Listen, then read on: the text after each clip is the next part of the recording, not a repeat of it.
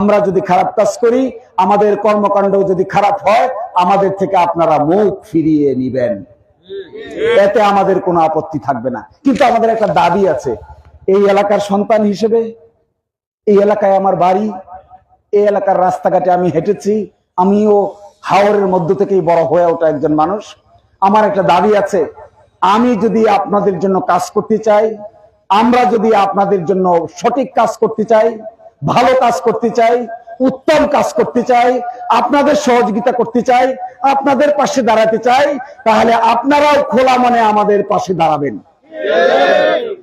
এই দাঁড়ানোর ক্ষেত্রে আপনারা কোন ধরনের কোন কার্পণ্য বোধ করবেন না, এইটা আমরা আপনাদের কাছে প্রত্যাশা করি। আমাদের এই প্রত্যাশার জায়গাটুকু আপনারা পূরণ করতে পারবেন? শেষ কথা বলছি, যদি মনে করেন যতটুকু যশ খ্যাতি অর্জন করেছি জীবনে, যতটুকু প্রাপ্তি হয়েছে, যতটুকু মানুষ ইজ্জত দিয়েছে, সম্মান দিয়েছে, দেশে দিয়েছে, দেশের বাইরে দিয়েছে, পৃথিবীর আনাচে কানাচে দিয়েছে, এসব কিছুর বিনিময়ে হলেও আমরা আপনাদের সামনে দাঁড়িয়ে নতুন দিরায় সাল্লার রাজনীতি গঠন করব ইনশাআল্লাহ।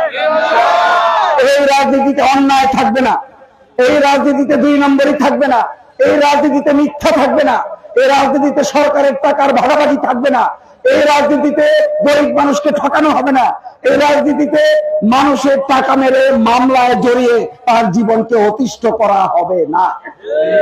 এই রাজনীতি হবে উদার, এই রাজনীতি হবে নতুন, এই রাজনীতি হবে সত্য মিথ্যার পার্থক্যের মতো। আমি বলি, মানুষের জীবনে অনেক পরিবর্তন হয়। এই আমার শেষ কথা, আপনাদেরকে আর বিরক্ত করব না, রাত হয়ে গেছে। আমরা আপনাদের সামনে বন্ধুর মতো দাঁড়াতে চাই। আপনারা আমাদের কাছে বন্ধুর মতো হাত বাড়িয়ে দিতে রাজি আছেন?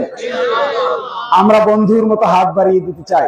দেখবেন আমাদের সঙ্গে একটু ওঠা বসা করেন, একটু চলাফেরা করেন, আমরাও আপনাদের সঙ্গে চলাফেরা করি।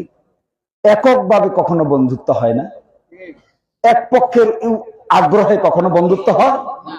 বন্ধুত্ব হতে গেলে উভয় পক্ষের একটা আগ্রহ লাগে, উভয় পক্ষের একটা ইচ্ছা লাগে, উভয় পক্ষের একটা আগ্রহ, ইচ্ছা, অনুভূতি লাগে।